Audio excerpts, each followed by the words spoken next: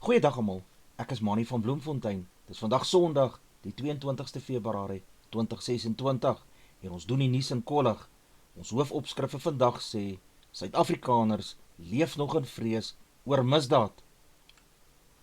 Nuushooftrekke vir vandag: Iran is steeds in die FSA se vizier. Suid-Afrikaners leef steeds in vrees vir misdaad. Staat gaan boere nie vergoed vir verliese weens back-end-closure nie. Protea dames in 'n T20 wedstryd in Bloemfontein vandag. Lions cricketspelers blink uit in toernooie. Oekraïense spelers gaan die Olimpiese spele boikot.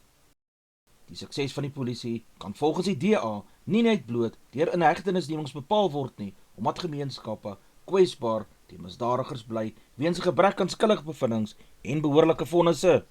Volgens Rise Mzansi hou die uitvoerende gesag in Suid-Afrika die jongste misdaadsyfers as vooruitgang voor, maar die werklikheid is dat Suid-Afrikaners steeds deurlopend in vrees leef en voel of hulle in die steek gelaat word deur instellings wat hulle moet beskerm. Lisa Marie Schikkerling, DA woordvoerder oor 'n polisie, sê in 'n verklaring: tussen 1 Oktober en 31 Desember 2025 is 2117 mense maandeliks vermoor. Dit kom neer op 71 per dag of bykans 3 elke uur. Die 11.440 verkrachtings beteken 127 vroue word per dag verkragt. Misdaad moet aan skuldigbevindings en afhandeling van sake gemeet word, eerder as inhegtenisnemings, sê Schikkerling. Swak ondersoekwerk lei tot swak vervolgings, swak voorbereide dossiere maak geen indruk in die howe nie. Die magte van die polisie moet ook volgens die DA ook na ander streke afgewentel word, omdat sekere misdade soos bendegeweld streekverbonde is. Die DA vra ook om dringende leefstyl-audits vir seniorlede van die polisiebestuur te doen. Daar is ook nog nie 'n nasionale ramp wat soos geslagsgeweld minder aandag gekry het en waarvan die syfer so onakkuraat was nie, so meen Action Society.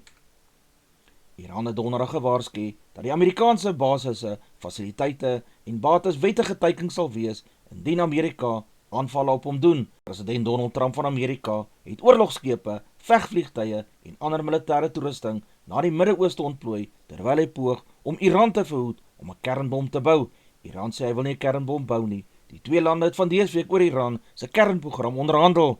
In die brief het hy verklaar dat Iran bly verbind tot diplomatieke oplossings en op wederkerige grondslag in die hantering van dubbelsinnige rakende sy vreedsame kernprogram. Trump dreig herhaaldelik met militêre stappe teen Iran met verwysing na dodelike optrede teen anti-regeringsbetogers verlede maand en meer onlangs oor sy kernprogram.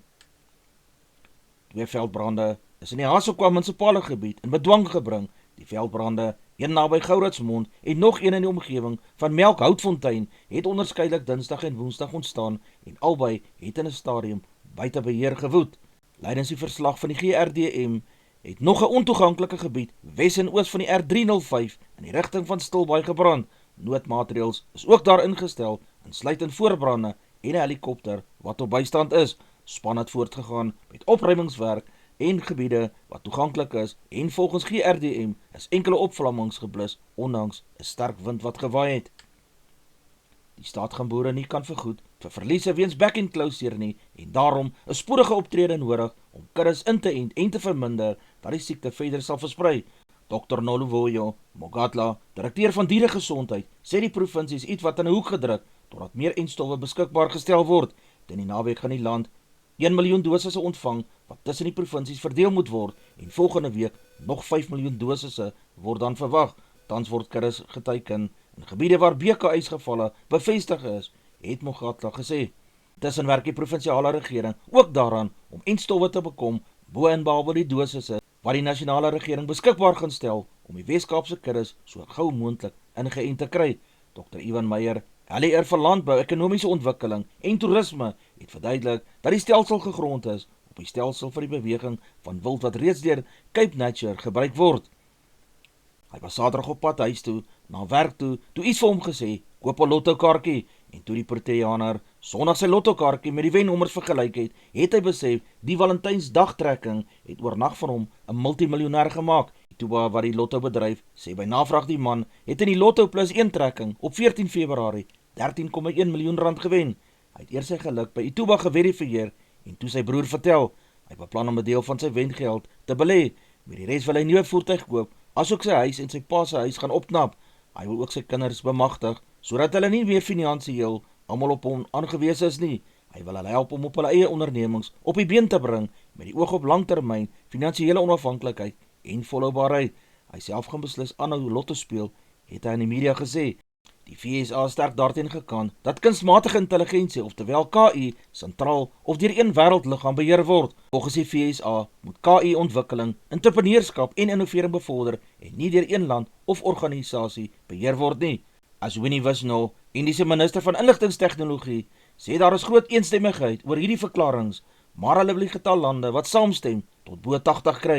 Die wêreld se 4de KI-beraad word vanjaar die eerste keer deur 'n ontwikkelende land aangebied. Belangrike onderwerpe op die beraad was die voordele van KI vir meertalige vertaling, die moontlikheid dat KI werkgeleentheid bedreig en die groot hoeveelheid elektrisiteit wat deur datasentrums verbruik sal word.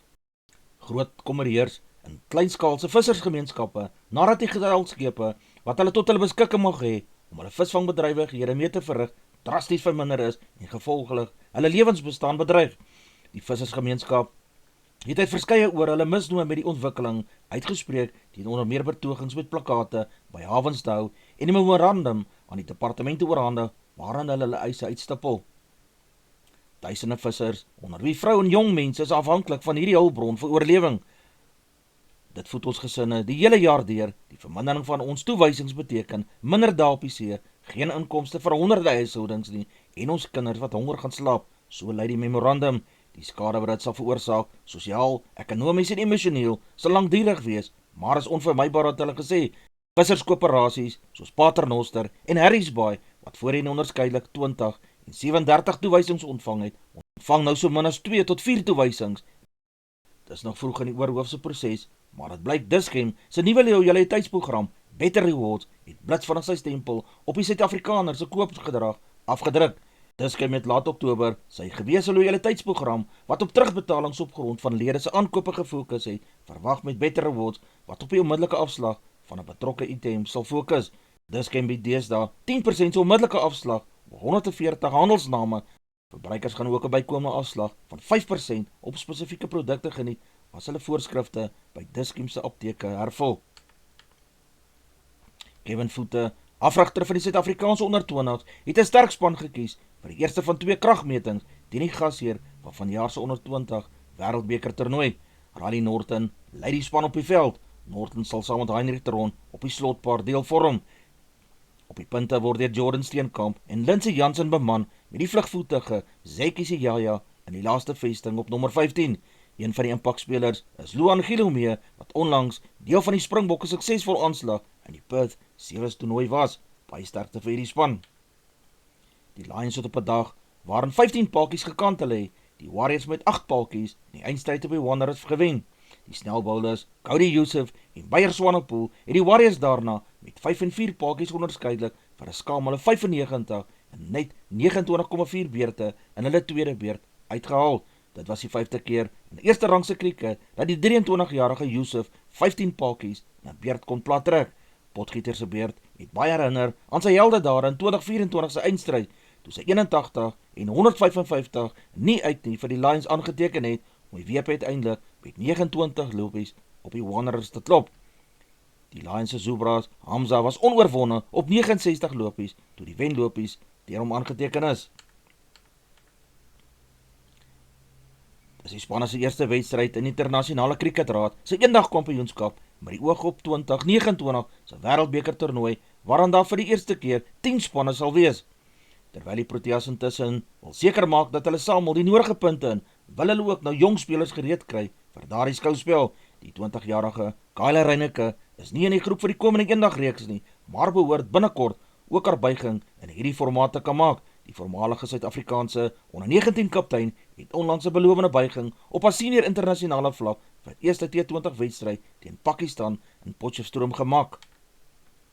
Die Amerikaanse golfster Patrick Reed het bevestig dat hy nie net volgende week in die Suid-Afrikaanse Ope in aksie gaan wees nie, maar die week daarna ook sy slag in die Joburg Ope Houghton Golfklub sal wys. Nog 'n speler wat tans aan die brand is op die golfbaan en ook stok in die Joburg Ope sal swaai, is die Suid-Afrikaner Jaden Shaper. Hierdie 24-jarige van Benoni het einde verlede jaar agtereenvolgende seges in die Alfred Daniel Kampioenskap en Mauritius Openbaal en was uiters bestendig in die DP World reeks dat toernooie wat die afgelope 2 maande in die Midde-Ooste beslis is. Australië het met Aram Zampa en Mitchell Mars korte meete van Oman in die spanne se laaste T20 Wêreldbeker groepwedstryd in Kandy gemaak. Die Aussies het met 9 paadjies gewen nadat Oman vir net 104 lopies uitgehaal is met die wenspan wat toe binne 10 beurte met 108-1 oortref het. Zampa 4-21 het vir die 4de keer in 'n T20 wedstryd 4 paadjies in 'n beurt laat val. Die draaier Glenn Maxwell 2-13 het later ook 2 paadjies gekry. Die kaptein Travis het 32 van 19 balle het 173-0 in die kragspel opgestapel. Oekraïne se deelnemers aan die Paralimpiese Winterspele in Italië gaan die openingsseremonie die skouspel volgende maand boikot uit protes teen 'n besluit om Russiese en Belarusiese atlete toe te laat om onder 'n landsvlag te kan deelneem. Die IPK se besluit om 6 Russe en 4 Belarusse toe te laat om onder hulle landvlag deel te neem, eerder as neutrale atlete wat tans die geval op die Milan Cortina Winterspele is, het die Oekraïense regering die JOSE ingemaak. Hierdie reëling geld ook steeds in sportsoorte soos tennis en atletiek. Matev Bidny, Oekraïense minister van sport, het die IPK se besluit as skandalig beskryf en gesê Rusland en sy bondgenoot Belarus gebruik sport as een van sy oorlogswapens in die manier om sy leuns te versprei, het hy gesê. Benewens Reinders sal die Blitsbokke aanstaan aan maand in Vancouver en New York, ook sonder die speldskepper Luan Gilomee oor die weg moet kom. Gilomee toer tans saam met die junior bokke in Georgia. Die toernooi in Kanada vind op 7 en 8 Maart plaas, waarna die aksie die naweek daarna in die Groot Appel verskuif. Verwagting is dat Snyman 5 veranderinge in die 13-tal kan aanbring wat in Perth diens gedoen het. Dis nog onseker of hy soos met die vorige 2 toernooie 14 speler op die toernooi gaan neem. Hy kort voor die Singapore en Perth toernooie hier sy 13-tal gefinaliseer. 'n Lekker kopseer vir Snyman is dat Sebastian Job op vleuel en senter om in die laaste 2 toernooie uitstekend van sy taak gekwyt het. Toetswedstryde wat die naweek gespeel het, sy uitslae lyk as volg. Georgia het 42 aangeteken teen Spanje se 30 punte. België het 18 opgestapel teen Duitsland se 3 punte. In die VRK het die Leeu's gewen teen die Sharks met 'n totaal van 34 vir die Leeu's en 22 punte vir die Sharks. In die 6 nasies het ons die volgende uitslae. Engeland het 21 aangeteken teen Ierland se 42 punte. Wales het 23 opgestapel teen Skotland wat gewen het met 26 punte. Advertensie van Netwerk 24, teken in en kry verskeie tydskrifte en koerante. Advertensie van Bloemkieu for you. Jy kan vir Diana of Susan by 082-390-339 kontak. Hulle sê jou voertuig se registrasie namens jou behartig. Ons Weerberg Vriestreek lyk so: Messina 1932, Polokwane 1430, Lephalale 1933, Mbombela 1729, Mahikeng 1930, Pretoria 1831, Johannesburg 1628, Ermelo 1128, Galagari 2132, Gaborone 2132, Richards Bay 2033, Pietermaritzburg 1630, Durban 2029, Port St Johns 2032, Pongola 2034, Maputo 2130, Bethlehem 1429, Bloemfontein 1630, Allewal Noord 1632, Welkom 1732, Vryburg 1830, Kimberley 2132, Appington 2133, Prieska 1933, Springbok 1831, Karasburg 2028, Keetmanshoop 2132, Mariental 2231, Alexanderbaai 1626, Brandvlei 2235, Loederitsbaai 1630, Vredendal 1529, Kaapstad 1725, Sutherland 2031, George 2135, Jeffreys Bay 2033, Berra 1837, Grafreinet 1835, Kapogelas 1828, De Aar 1832, Molteno 1328, Beaufort West 2237 en Oos-London 21 grade Celsius in die oggend, 36 grade Celsius in die middag. Die markte vir die dag lyk so: die rand verhandel teen R16.03 teenoor Amerikaanse dollar. Die Australiese dollar kos R11.36. Die euro verhandel teen R18.89. Die pond kos R21,60. 'n yen kos 10 sent. Platinum per fyn ons is $2,176. Palladium per fyn ons is $1,780. Silwer per fyn ons is $82,34. Goud per fyn ons is $5,109.